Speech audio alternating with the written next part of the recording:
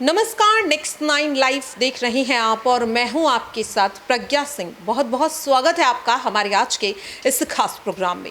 Programme की शुरुआत करेंगे और एक बार फिर से बात करेंगे एक ऐसे मुद्दे की जिसकी वजह से एक बार फिर से पूरा देश बुरी तरह से दहल चुका है। पहले मुंबई की श्रद्धा वालकर और अब हरियाणा की निकी यादव। जिस तरह से श्रद्धा वालकर लिव इन रिलेशनशिप का शिकार बुरी तरह से हुई और अब हरियाणा की निकी यादव का हाल भी लिव इन रिलेशनशिप में रहने के बाद कुछ वैसा ही हुआ है। जिस तरह से बीते 18 मई साल 2022 को श्रद्धा वालकर के लिव इन पार्टनर आफ्ताब अमीन पूनावाला ने पहले बेरहमी से जान ली और फिर उसके बाद उसके 35 टुकड़े कर दिए। और अब जो निकी यादव का मामला सामने आया है दिल्ली में, जिस तरह से 4 साल का रिलेशनशिप, 4 साल का प्यार एक झटके में खत्म हो गया। जिस तरह से 14 फरवरी, जी हाँ, वैलेंटाइन डे, ये दिन जब हर कोई अपने प्यार के लिए कुछ ऐसा खास करता है जिससे वो ये जाहिर कर सके कि वो उससे कितना प्यार करता है। इस दिन को जब निकी यादव का ये केस सामने आया कि किस तरह से लिव इन रिलेशनशिप में रह रही निकी यादव के बॉयफ्रेंड साहिल गहलोत ने पहले मोबाइल केबल से बेरहमी से निकी का गला दबाकर उसकी जान ले ली और फिर उसके शव को अपने गांव के एक ढाबे के रेस्टोरेंट में छुपा कर रख दिया। काफ़ी ज़्यादा दिल दहला देने वाला ये मामला था। इस वक्त साहिल गहलोत क्राइम ब्रांच में है, यहाँ पर उससे पूछताछ इस मामले में की जा रही है। परसों साहिल को कोर्ट में पेश किया गया, 5 दिन की रिमांड में साहिल को भेज दिया गया है। लेकिन यहाँ पर सवाल एक ऐसे मुद्दे को लेकर उठ रहा है जो कहीं ना कहीं लिव इन रिलेशनशिप या फिर अलग धर्म के लोग जब एक साथ रहने का फैसला करते हैं तो ये मुद्दा अपने आप इस केस से जुड़ जाता है। पहले श्रद्धा वालकर और अब निकी यादव। बात यहाँ पर मैं कर रही हूँ लव जिहाद की। श्रद्धा वालकर का केस जब सुर्खियों में आया तब भी हमने देखा कि लव जिहाद का मुद्दा बहुत ज़्यादा गर्मा गया था एक बार फिर से। यहाँ तक कि कई राज्यों की सरकारों ने इसे लेकर के गाइडलाइंस बनाने का फैसला किया। लिव इन रिलेशनशिप को बैन करने की बात की गई, यहाँ तक कि समितियाँ भी बनाई गई जो कि लव जिहाद को लेकर के गाइडलाइंस बनाएगी, कुछ कड़े कानून भी बनाएगी। ऐसे में जिस तरह से अब कई बार यहाँ पर देखने को मिला, पहले श्रद्धा वालकर के केस में और अब निकी यादव के केस में भी लव जिहाद का मुद्दा अब सामने आ रहा है। कई सियासी दाइयों की ओर से ये बयान दिया जा रहा है कि निकी यादव के केस में भी लव जिहाद का एंगल है और इस केस को अब इस एंगल से भी खंगालने की ज़रूरत है।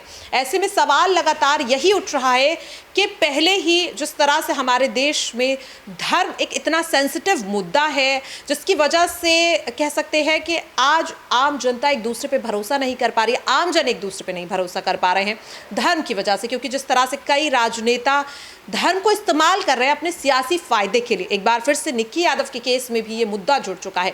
तो लव जिहाद को हर ऐसे केस से जोड़ना सही है या नहीं, आज के इस प्रोग्राम में हम इसी पे चर्चा करेंगे। चर्चा के लिए मेरे साथ मौजूद है मेरे बेहद ही खास सहयोगी दीपक गुप्ता। दीपक, सबसे पहले आपका बहुत बहुत स्वागत। धन्यवाद। देखिए, सीधा सवाल से शुरुआत करेंगे क्योंकि पहले श्रद्धा वालकर का केस और अब निकी यादव का केस, हम सभी देख रहे हैं कि किस तरह से प्यार को कहीं ना कहीं बदनाम करने की कोशिश इस तरह के अपराधी कर रहे हैं। लेकिन मेरा सवाल आपसे ये है कि जितने जिम्मेदार ये लोग हैं, क्या उतने ही जिम्मेदार वो नेता भी नहीं है जो ऐसे सेंसिटिव केस को लव जिहाद से अपने सियासी फायदे के लिए जोड़ रहे हैं? इसे लेकर आपकी क्या राय है? देखिए, अगर देखा जाए तो लव जिहाद को लेकर भारत देश में पहले से ही एक मांग उठाई जा रही थी कि इसको बंद कर देना चाहिए। कई राज्यों में इस पर बैन की भी कोशिश की गई थी, भारत देश में इस पर कोशिश की गई थी। लेकिन जिस तरीके से एक के बाद एक घटनाएं सामने आए, एक के बाद एक केस सामने आए, तो उसको लेकर और ज़्यादा यहाँ पर चर्चाएं जोरों पर है। तो ऐसे में जो राजनीतिक कहीं ना कहीं रोटियाँ सेकते हैं बड़े बड़े राजनेता, तो वो तो ऐसे मुद्दे की तलाश में होते हैं कि कब ऐसे मुद्दे पाकर यहाँ पर जनता के बीच अपनी सियासी रोटियाँ सेकते नजर आए। अब पहले हमने श्रद्धा केस देखा, उस केस पर कितनी सारी कार्रवाई हुई, कार्रवाई में कितनी बातें निकल कर सामने आई और ज़्यादातर सारी गलतियां यहाँ पर बताई जा रही थी कि दोनों की ही थी। लेकिन जिस तरीके से एक अपराध को अंजाम दिया, आप अपने हाथ में कानून लेते हो, अपने आप को कानून से ऊंचा समझते हो, तो वो गलत है। और यहाँ पर नेता इसी बात को लेकर उठा रहे हैं कि जब भी ऐसा कोई मामला आता है तो उसमें लड़की ही क्यों मारी जाती है। सवाल ये खड़ा होता है कि हमेशा लड़कियों पर ही क्यों ऐसा हमेशा कहीं ना कहीं ऐसा दुष्प्रचार होता है। जिस तरीके से उनके साथ दुष्व्यवहार किया गया, फिर उसके बाद जान ले ली गई। कहीं ना कहीं घटनाएं सबके बीच घटती लड़ाइयाँ होती हैं, लेकिन जान ले लेना, वो भी अपने हाथ में कानून लेना, तो इस बात को लेकर सवाल खड़े करता है। और अगर आप देखें श्रद्धा केस में भी ऐसी बातें निकल कर सामने आई कि लड़की के साथ कितना कुछ किया गया, फिर उसके बाद उसकी जान ले ली गई। फिर इस केस में भी ऐसी बातें निकल कर लेकिन दीपक यहाँ पर तो अगर चलिए मानते हैं कि लव जिहाद का मुद्दा श्रद्धा वालकर के केस से जोड़ना कहीं ना कहीं सही भी है, क्योंकि आफ्ताब एक मुस्लिम धर्म से ताल्लुक रखता है, लेकिन यहाँ पर साहिल तो एक हिंदू धर्म से ही, लेकिन फिर भी उसकी आइडेंटिटी को लेकर सवाल उठाए जा रहे हैं। इसमें तो कहीं से कहीं तक लव जिहाद का एंगल निकलना ही नहीं चाहिए, लेकिन फिर भी कई नेता इस तरीके का बयान दे रहे हैं। तो क्या ये सही है? कहीं ना कहीं कह सकते हैं कि आम जनता की भावनाओं के साथ खिलवाड़ किया जा रहा है ना। देखिए, अगर जिस तरीके से साहिल का मामला और श्रद्धा का मामला, दोनों ही केस में अगर देखा जाए, इन दी एंड गई तो जान एक लड़के की ही, तो बात वहाँ पर आती है कि अगर आफ्ताब था या साहिल था तो उसके पीछे की उनकी विचारधारा क्या थी। सबसे पहले अगर लव जिहाद की बात आ रही है तो लव जिहाद से पहले विचारधारा की बात भी आना चाहिए, क्योंकि अगर आप जन्म ले रहे हैं तो आप ये तय नहीं करते कि आप किस धर्म के साथ हैं, आप एक विचारधारा के साथ आते हैं और उसी विचारधारा को आप समाज से लेते हैं। समाज से जो सीख मिलती है, समाज से जो कुछ भी सीखने को मिलता है, वो सब यहाँ पर आगे बातें निकल कर सामने आती हैं। लव जिहाद का मामला रहा, लव जिहाद के मामले को इसलिए ज़्यादा जोर दिया जा रहा था कि इस केस को भी इस तरीके से इस नोट पर एंड किया जाए कि जिस क्षेत्र में या जिस जगह हुआ है वहाँ का राजनेता इन सब मामलों पर ना आए, इसकी ज़्यादा कहीं ना कहीं उस पर शिकंजा ना कसा जाए या पुलिस पर यहाँ पर कार्रवाई ना हो, पुलिस ना फंसती नजर आए। लव जिहाद को लेकर यहाँ पर पूरा एंगल मोड़ दिया जाएगा तो सीधे तौर पर जनता ये स्वीकार कर लेती है कि लव जिहाद में एक मुस्लिम लड़का, एक हिंदू लड़की और मुस्लिम लड़का ही हमेशा अपराधी होता है। एक ये कहीं ना कहीं एजेंडा बना दिया गया, तो वो बदलना चाहिए। अगर साहिल केस में ऐसा कुछ गलत हुआ है तो साहिल के खिलाफ ऐसी कहीं ना कहीं फाइलें खुलनी चाहिए, उसके खिलाफ ऐसी कार्रवाई होनी चाहिए जिससे एक हकीकत सामने आए, समाज के सामने एक ऐसा कहीं ना कहीं एग्जाम्पल सेट हो कि अगर कोई लड़का है और लड़की के साथ ऐसा कुछ कर रहा है, लड़ाइयाँ सब रिलेशनशिप में होती है, लेकिन अगर कहीं ना कहीं उसकी जान जा रही है, जान ले रहा है इतने बुरी तरीके से, तो उस पर कार्रवाई होकर उसको सजा ऐसी दिलानी चाहिए इन्हीं नेताओं को, ताकि लव जिहाद तो छोड़िए, किसी और धर्म में भी, चाहे हिंदू हो चाहे किसी भी धर्म में हो, लड़का लड़की के साथ ऐसा करने से पहले 10 बार सोचे। अच्छा दीपक, यहाँ पे मैं आपसे एक छोटा सा सवाल और लेना चाहूँगी कि जिस तरह से लगातार देश की बेटियाँ कहीं ना कहीं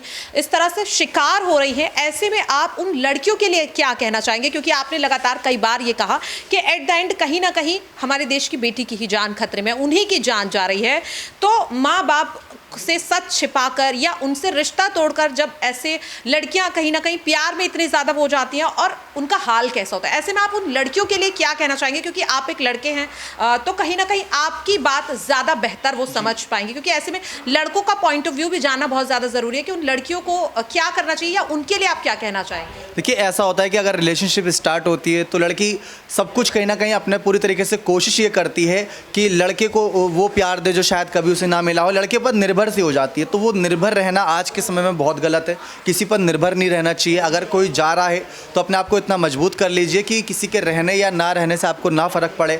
एकदम से ही अगर जो रिलेशनशिप है अगर स्टार्ट हुई है, कोई लड़का नया मिला है, उसकी विचारधारा अगर आपसे मेल नहीं खा रही, अगर आप शुरुआत में बिल्कुल ही अगर देखा जाए तो रिलेशनशिप की स्टार्ट कहीं ना कहीं किसी अलग मुद्दे से होती है और उसका एंड अलग तरीके से होता है, तो किसी के जाने या ना जाने से आपको फ़र्क नहीं पड़ना चाहिए। पहली बात तो ये। दूसरी बात तो ये, जब आप रिलेशनशिप के स्टार्ट कर रहे हो तो फिर उस लड़के की अगर आप इतना प्यार में पड़ रहे हो तो ज़रूर उसमें बहुत सारी खूबियाँ रही होंगी। कहते हैं कि जिससे ज़्यादा हम प्यार करते हैं उससे उतनी ही ज़्यादा लड़ाइयाँ होती हैं, तो उस चीज़ के लिए भी तैयार रहिए कि आप जितना प्यार दे रहे हो कल को वही सारा लड़ाई के रूप में या किसी कहीं ना कहीं नेगेटिव पॉइंट के रूप में आपके सामने आ सकता है, तो उस लेवल का आपको अपना माइंडसेट रखना चाहिए। तीसरा पॉइंट ये होना चाहिए कि जिस तरीके से आज समाज है, समाज में खुद एक एग्जाम्पल बनी है। अब कहीं ना कहीं श्रद्धा का केस देखा जाए, आप जिस तरीके से निक्की केस की बात कर रहे हैं, तो इन सब में ज़्यादातर महिलाओं का ही नाम आता है, निर्भया केस की, इन सब का। तो ये एग्जाम्पल बनना छोड़े, बल्कि एग्जाम्पल बनाइए कि कैसे यहाँ पर मुंह तोड़ जवाब दिया था। हमेशा यही नहीं कि लड़की सही है लड़का गलत, अलग अलग भी होता है, लेकिन समाज में क्या सामने आ रहा है, किसको ज़्यादा दिखाया जा रहा है, उस पर भी निर्भर करता है। तो बहुत सारी चीज़ें होंगी जो साहिल की तरफ से अभी दिखाई नहीं जा रही होंगी। क्या पता एक तरफ केस को एक तरफा करने के लिए